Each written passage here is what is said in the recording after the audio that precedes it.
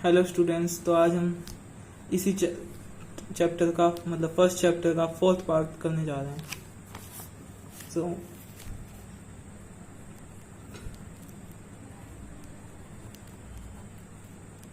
Topic is fragmentation. Fragmentation क्या होती है? फ्रेगमेंटेशन जो होती है उसमें क्या होता है, पेरेंट की बॉडी जो होती है, पेरेंट बॉडी जो होती है वो दो या दो से ज्यादा पार्ट में डिवाइड हो जाती है। मतलब पेरेंट बॉडी डिवाइड हो जाती है, सीधी सी बात ये है। और जो नया इसकी नई जो बनती है ना, जो सेल डिवाइड हो जाती है दो में या तीन में, तो उनमें से हर एक सेल, हर एक ईच डेवलप न्यू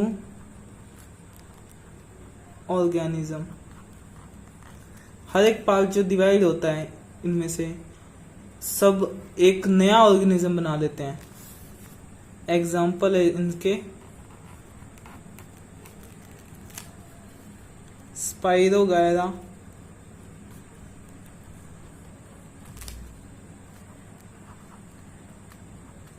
स्पॉन्गी और इकाइनोडर्मेटा एक्सेट्रा। अब नेक्स्ट टॉपिक है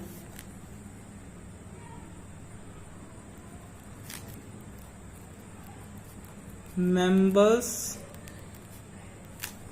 of kingdom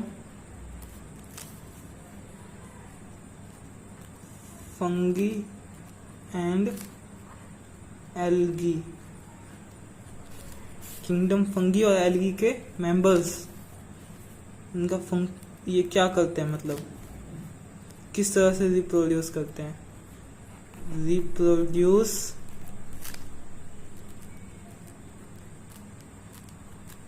through special structure.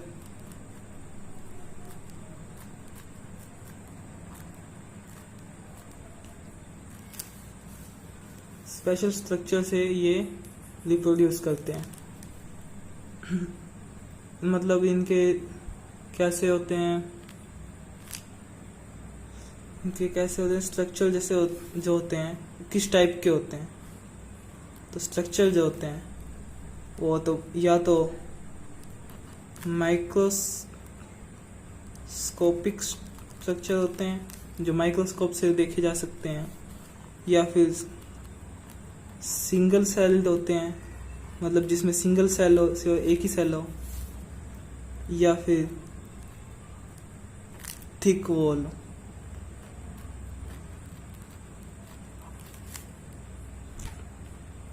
इन सबको क्या कह सकते हैं हम? स्पोर्स का नाम दे सकते हैं इन सबको हम। अब अगला आता है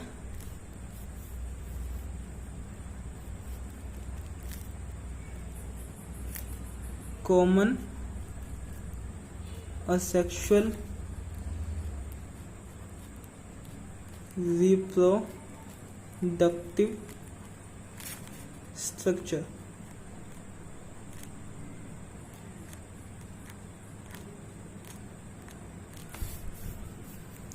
ये कौन कौन से होते हैं? मतलब कॉमन सबसे बेसिक जो होते हैं असेक्सुअल रिप्रोडक्शन के स्ट्रक्चर, वो किस टाइप के होते हैं? वो पहला होता है इसमें ज़ूस्पोर होते हैं, कोनिडिया होते हैं,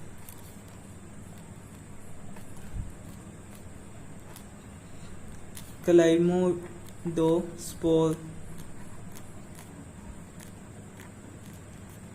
एक्सेट्रा।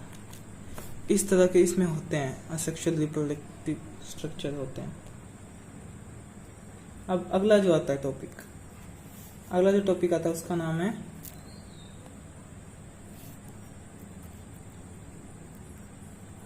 Vegetative reproduction.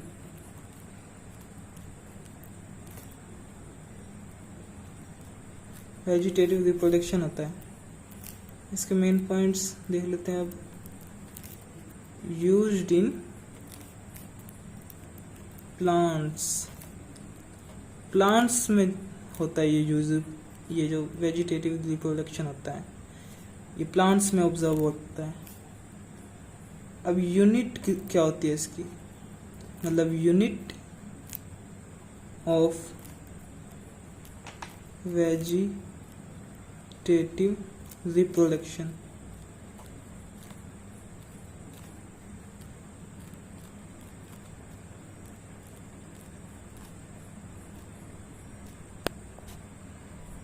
तो इसकी यूनिट होती है वेजिटेटिव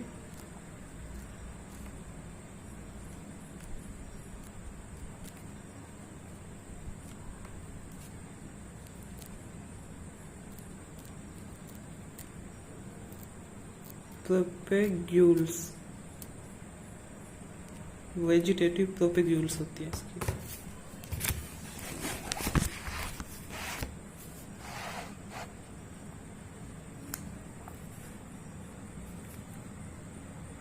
अब इसके एग्जाम्पल देख लेते हैं वेजिटेटिव रिप्रोडक्शन के।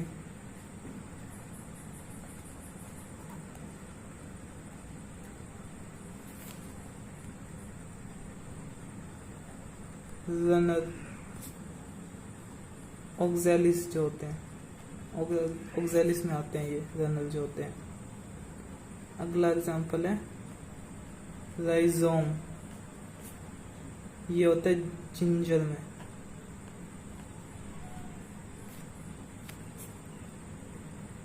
अगला आ जाता है शक्कर,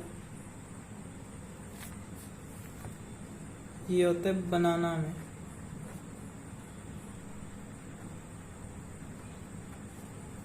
बनाना में पाए जाते हैं ये। अगला होता है ट्यूबर, ये पोटैटो में होता है।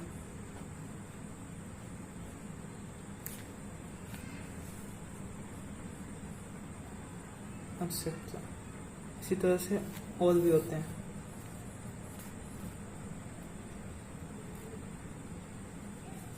तो अगला है वाटर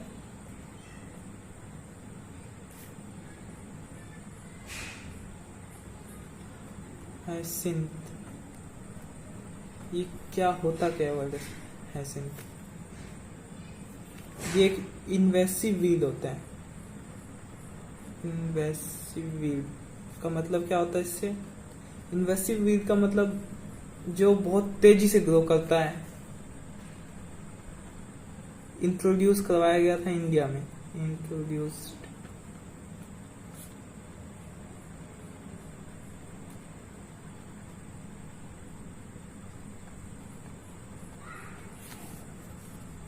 क्यों करवाया गया था? Due to it's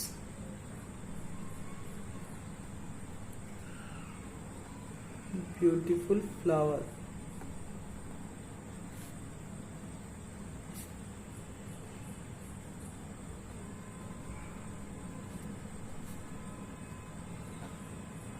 and shape,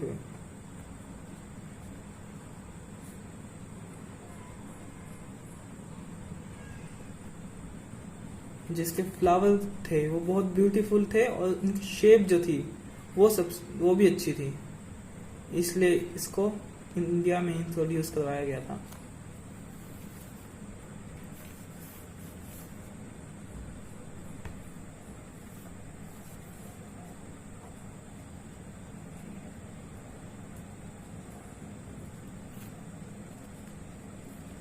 अब आ जाते हैं, दो टाइप के मेथड्स होते हैं प्रोपेगेट, मतलब किसी चीज को उगाने के लिए।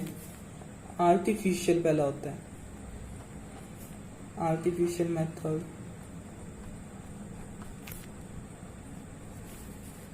आर्टिफिशियल मेथड में क्या होता है, क्यों किया जाता है ये किया जाता है टू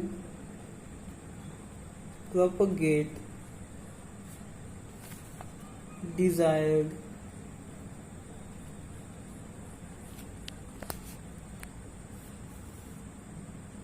वैरायटीज, जो वैरायटी हमको चाहिए होती है उस तरह की वैरायटी को उगाने के लिए आर्टिफिशियल मेथड का यूज किया जाता है। कौन कौन से होते हैं,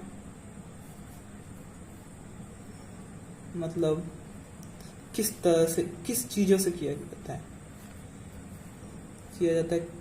कटिंग के थ्रू, कटिंग से किया जाता है, लेयरिंग से किया जाता है।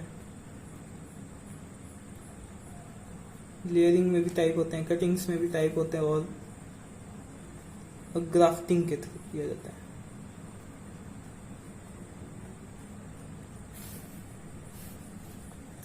अगला मेथड जो होता है वो है micro propagation. Micro propagation,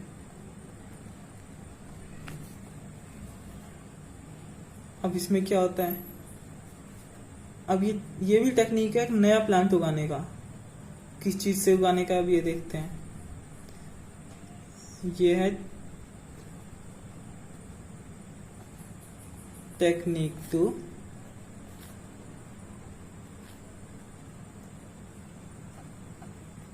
raise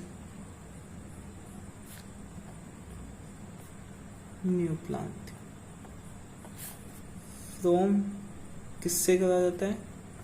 from A small tissue,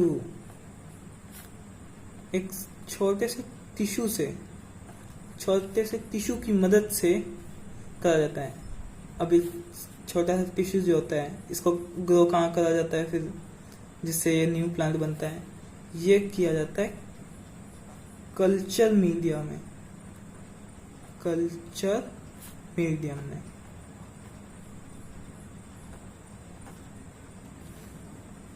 और कंडीशन भी होती होगी इसकी, तभी तो लैब में होगा ये कल्चर मीडिया में, तो फिर इसकी कंडीशन भी होनी चाहिए। तो कंडीशन का नाम क्या है? तो कंडीशन का नाम है असेप्टिक कंडीशन। असेप्टिक का मतलब क्या होता है? असेप्टिक का मतलब होता है डिसीज फ्री।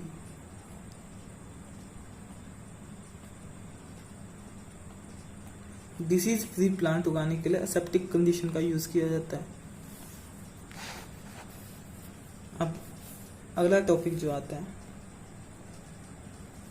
वो आ जाता है सेक्सुअल रिप्रोडक्शन में आता है ये।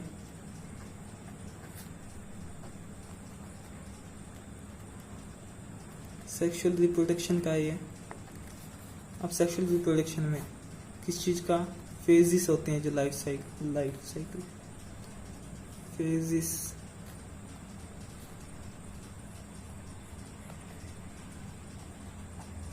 लाइफ साइकिल के फेजिस होते हैं, इस पे है इसका ये।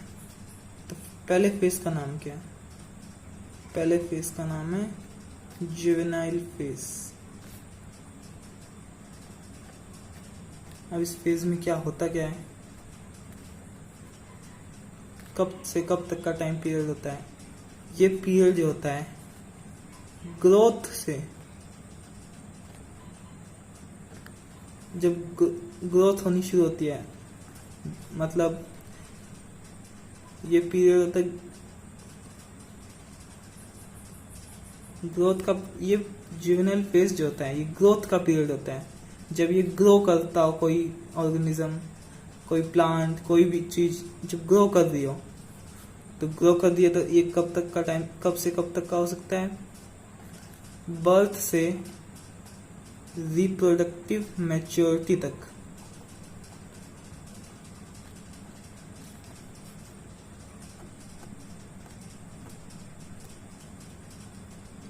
रिप्रोडक्टिव मैच्योरिटी तक का टाइम पीरियड हो सकता है, तो यही होता भी है। अब प्लांट्स में क्या होता है? ये तो हो गया उसकी एनिमल्स की बात। अब प्लांट्स में क्या होता है? प्लांट्स में भी यही हो सकता है, जब बर्थ होती है और रिप्रोडक्टिव मैच्योरिटी मत, लेकिन इसकी वर्डिंग अलग हो जाती है। बर्थ की जगह उनका सीड जर्मिनेशन हो जाती है, सीड जर्मिनेशन। सीड जर्मिनेशन मतलब सीड जब बोए गए हों, जब डाले गए हों मिट्टी में, तब से लेकर फ्लावरिंग तक का, क्योंकि फ्लावरिंग जब होने वाली होती है तभी रिप्रोडक्टिव मैच्योरिटी आती है। और इस फेज को क्या कहते हैं, जब ये सीड जर्मिनेशन हो रहा होता है, वेजिटेटिव फेज। वेजिटेटिव फेज कहते हैं जब सीड जर्मिनेशन हो रहा हो, शुरू हो गया हो और फ्लावरिंग अभी हुई ना हो, मतलब इन दोनों के बीच का टाइम पीरियड जो चल रहा होता है उसको वेजिटेटिव फेज कहते हैं। अब एनिमल्स की बात आई आगे, ये तो कॉमन बात होती है, ये तो कॉमन बात है, ये प्लांट्स की बात होगी। अब एनिमल्स की आएगी, तो एनिमल्स में क्या होता है?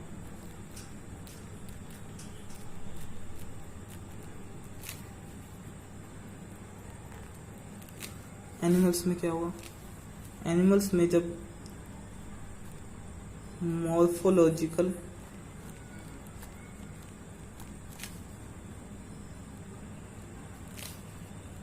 या फिजियोलॉजिकल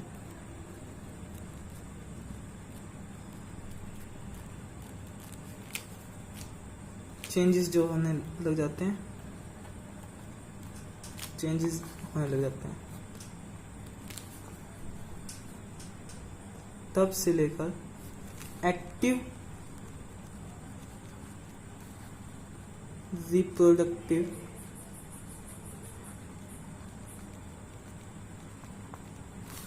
बिहेवियर,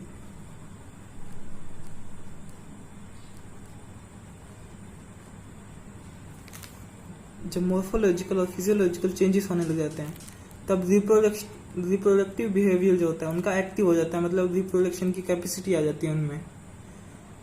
क्योंकि हमको पता ही है हॉर्मोन्स का भी चेंज होता है, हर तरह का चेंज होता है इसमें, इसलिए जब ये मॉर्फोलॉजिकल भी चेंज होने लग जाती है, फिजियोलॉजिकल भी स्ट्रक्चर्स सब कुछ चेंज होने लग जाता है, और उसी वक्त रिप्रोडक्टिव मैच्योरिटी भी आती है, हम सबको पता है।